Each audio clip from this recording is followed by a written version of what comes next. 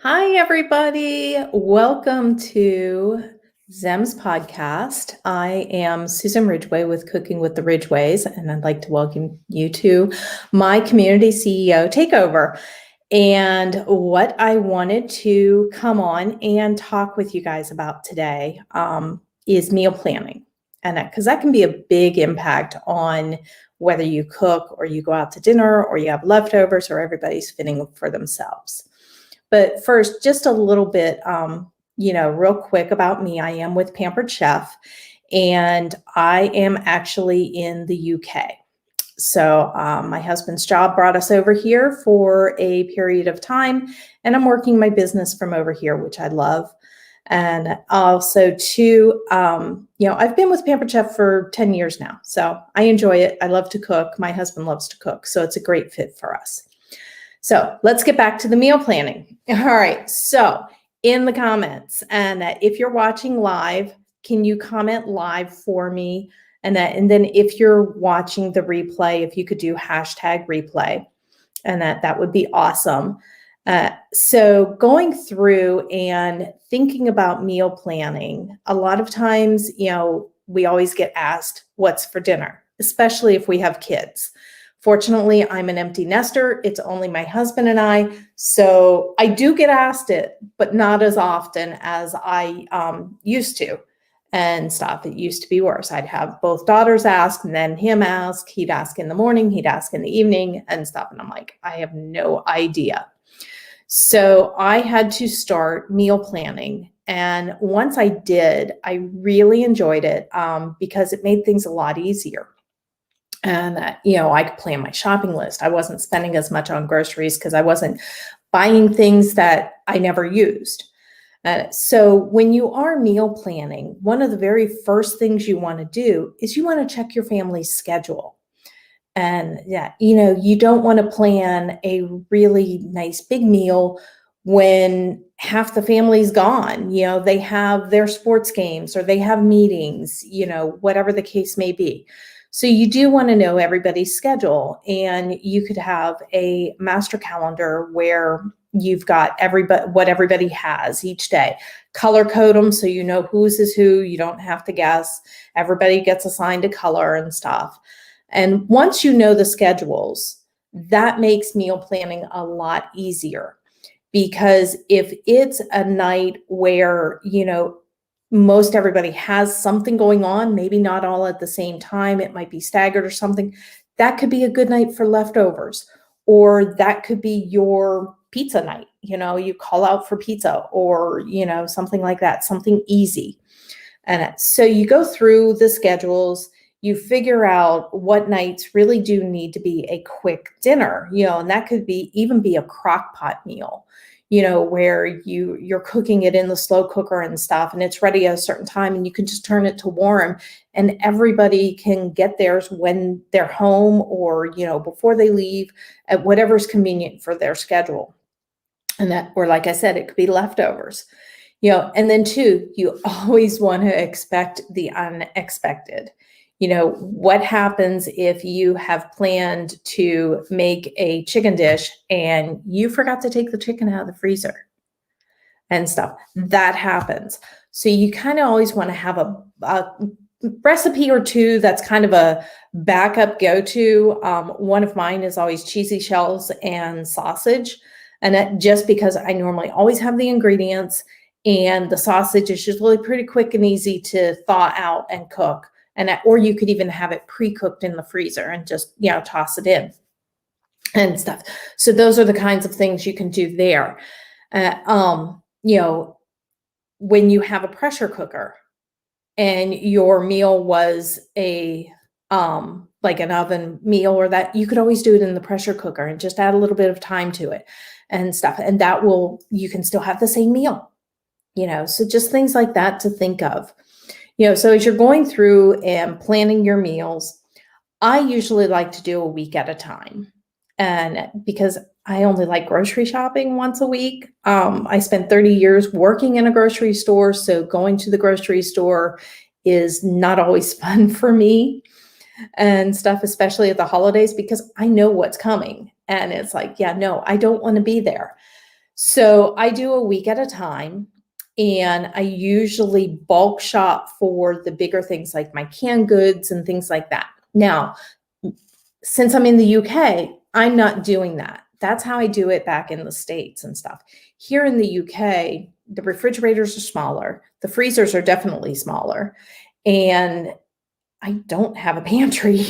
I have to use either a kitchen cabinet or we actually put up a 5-shelf rack to use as our pantry. So I don't want to have a lot of stuff on hand. I want what I need, to get me through the recipes, and then the few things, extra. So as you're going through, you're doing your meals, you also want to write out your master grocery list and stuff. Even if you think that you may already have it in the pantry or in the freezer, that write out your master list. And because there's going to be recipes that are going to, require the same ingredients, such as lemons. If you've got 2 recipes that require lemons and you only have 1 lemon, you may mark that off saying, oh, I have lemon, but you only have 1. So make sure you're writing down the quantities that you need and stuff. Same thing with your canned goods. If you're making chili and you've got 2 cans of diced tomatoes and stuff, and then you're doing another dish, say like a cacciatore dish or something that might also call for diced tomatoes.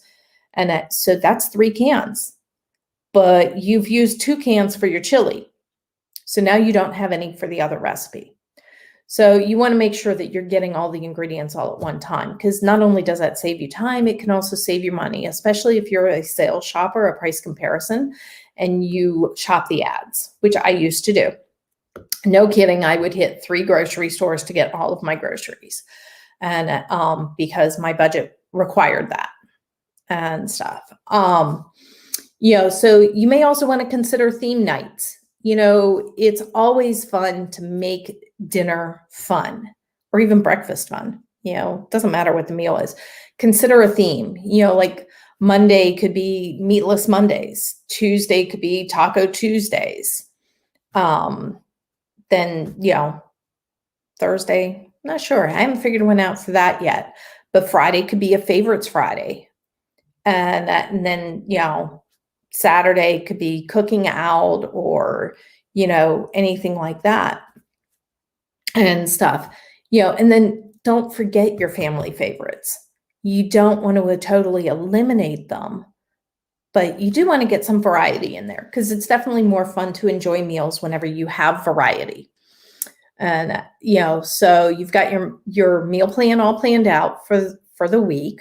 And like I said, I do a week at a time. Right now I'm doing 3 days at a time because it's only me here. My husband's way on travel. And so I'm only planning 3 meals, because 1 meal could turn into 3 meals.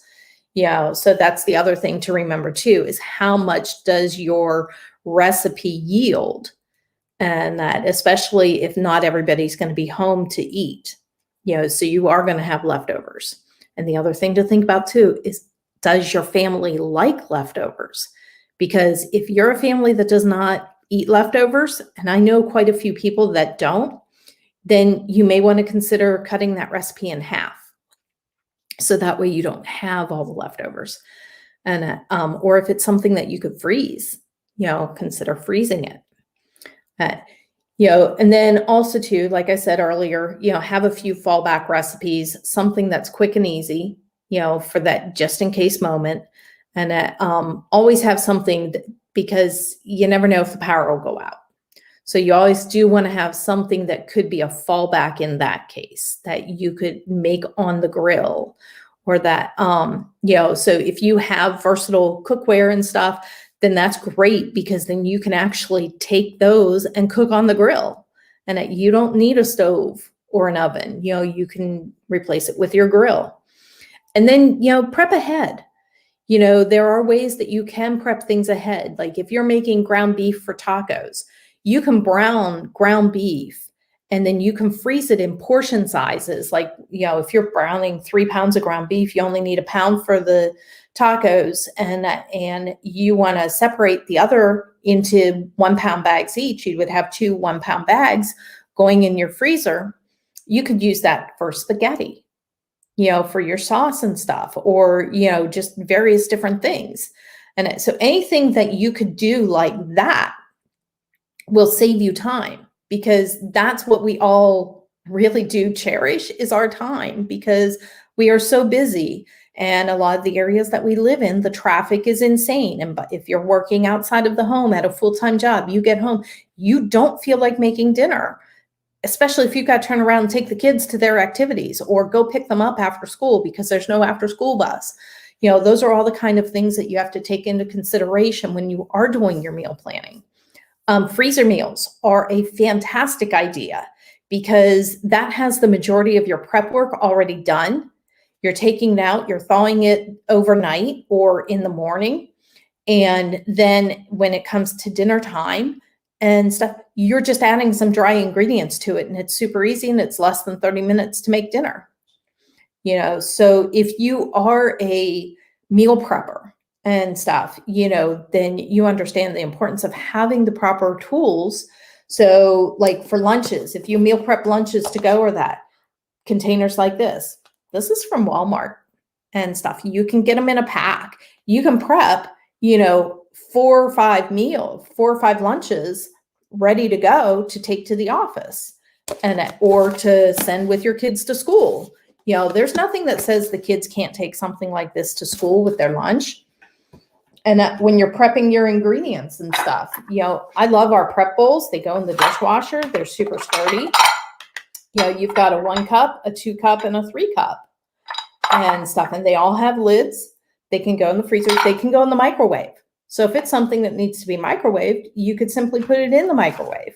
Whereas the 2-compartment container cannot go in the microwave. Or if you're freezing, like soups or sauces or anything like that, because you prepped it ahead, these are fantastic. These are silicone bowls with lids. The rack is pretty much only to keep the bowls stable in the freezer while they set, because nothing's worse than you just put it in the freezer, it tips over. I don't think it's going to leak because these lids are pretty tight, but it's freezing on its side. So to keep them straight, that's the purpose of the rack. And these are great for soups and stuff. So I'm actually just kind of squeezing it because I have gripping issues. So getting these off sometimes is a challenge. And these are just silicone. So what I'm thinking of doing, I have vegetable remnants in the freezer to be able to make broth from. When I make my broth and I freeze it, if we decide to freeze it rather than can it and stuff, I'm going to put them in here, and then I'm going to dump it out and put it in a freezer bag and stuff. But then it will be formed, and that rather than trying to freeze a liquid in a freezer bag, I'll actually have a formed, block. And but there's different things that you could use these for. And so, hey, Charlie, and hi, Yaya. So those are, just my ideas for meal prep and some tools that can help. Batch cooking, big help and stuff. I am looking at offering freezer meal workshops, and that via Zoom and stuff. So if anybody would be interested in that, please let me know. And I've been tossing the idea around some and just haven't fully gotten it out there yet, but I'm putting it out there because then that'll help me with my meal preparation too. And so if you have any questions, just let me know and stuff. And I have a bunch of recipes on my website, and you can always go there and check out the recipes. And the prep bowls and the 6-cup set, silicone bowl set, is available until the end of August. And then there's also a smaller one. There's a they call it the baby food set because our blender can make baby food. And so there is a smaller one too if that is too big. And these are, how many cups are these? I'm trying to find the measurement.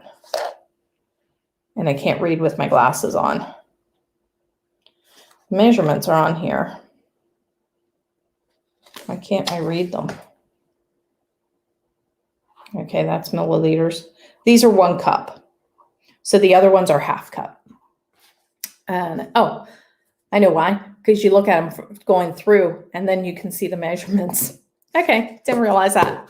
We like to say pampered, not perfect. All right, so I appreciate everybody that has watched. And again, if you're watching the replay, please comment with hashtag replay and ask me any questions that you'd like. Okay, I hope everyone is having a fantastic day and you got some helpful tips from my takeover. We'll see ya. Bye now.